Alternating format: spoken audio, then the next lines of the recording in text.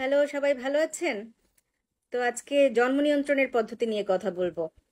তো উনি বলছেন যে ম্যাম প্লিজ একটা পরামর্শ দেন ছেলেদের জন্য জন্ম নিয়ন্ত্রণের স্থায়ী পদ্ধতি বা অস্থায়ী পদ্ধতি কি কি এবং কিভাবে নিতে হয়। সাধারণত এটা মেয়েরাই বেশি চিন্তা করতো, তো আপনারা ভাবছেন ছেলেরা, এটা খুবই ভালো এবং থ্যাঙ্কস জানাই আপনাকে।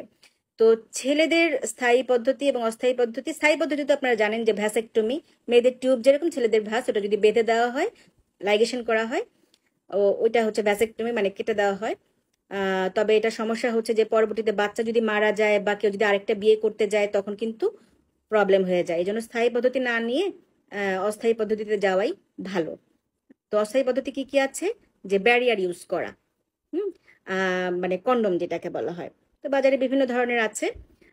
আর এছাড়াও যদি আপনারা সেফ পিরিয়ডটা মেনটেন করতে পারেন, যাদের 30 দিনে মানে রেগুলার মাসিক হয়, তাদের প্রথম দিনটাকে, মানে যেদিন মাসিক শুরু হলো সেটাকে প্রথম দিন ধরে প্রথম 10 দিন এবং শেষ 10 দিন সেফ পিরিয়ড।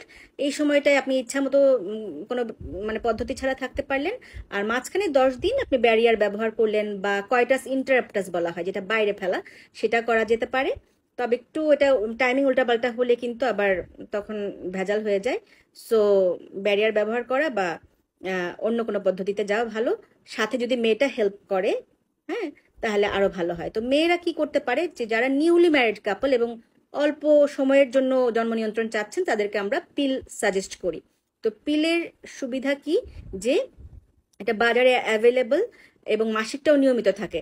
মাসিকের প্রথম দিন বা দ্বিতীয় দিন থেকে শুরু করে 21 দিন সাদা বড়ি 7টা এবং পরে 7টা লাল বড়ি, এভাবে খেলে ছেলেটাকে আর কোনো প্রোটেকশন নিতে হয় না। একদিন ভুলে গেলে পরের দিন 2টা খেয়ে নিবে। অনেকে মনে করে এটা খেলে কি মোটা হয়ে যাবে? না, কারণ এখন বাজারে লিপিড ফ্রেন্ডলি 4th জেনারেশন পিল আছে, যেগুলো ধরেন রোজেন 28, নোভেলন লাইট, এরকম বিভিন্ন নামে পাওয়া যায়। ওগুলো মোটা করে না, ঠিক আছে? এটা নিউলি ম্যারিডদেরকেও আমরা এটা সাজেস্ট করি। কিন্তু আরেকটু বেশি সময় যারা, যেমন ধরেন যে 2-3 মাস মানে পিল খেতে চান না, তারা ওই যে ইঞ্জেকশন নেন। আমরা ইঞ্জেকশনটা আসলে সাজেস্ট করছি না, এটা একদমই মাসিক বন্ধ করে দেয় আর অনেক শরীর খারাপ লাগে। এই জন্য যারা ধরেন 2-3 বছর চান না, তারা ইমপ্লান্ট যেটা হাতে পড়ে ওটা পড়তে পারেন, অথবা কপারটি মেরে না জরায়ুর মধ্যে পরে নিতে পারেন। আর স্থায়ী পদ্ধতি হিসেবে টিউবাল লাইগেশন আছে, মেয়েরা লাইগেশন করে নিতে পারেন।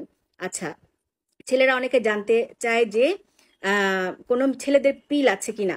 না, ছেলেদের পিল এখনো আমাদের দেশে চালু হয়নি। তো এটা আসলে কখনো, মানে দুইজনের সম্মিলিত প্রচেষ্টাই একটা আনওয়ান্টেড প্রেগনেন্সি অ্যাভয়েড করা সম্ভব। ধরেন আপনি কিছুদিন কিছু ব্যবহার করলেন, উনি কিছুদিন করলো, তাহলে কারো উপরই চাপ পড়লো না। তো অবশ্যই একটা বাচ্চার জন্য প্ল্যানিং এর দরকার আছে।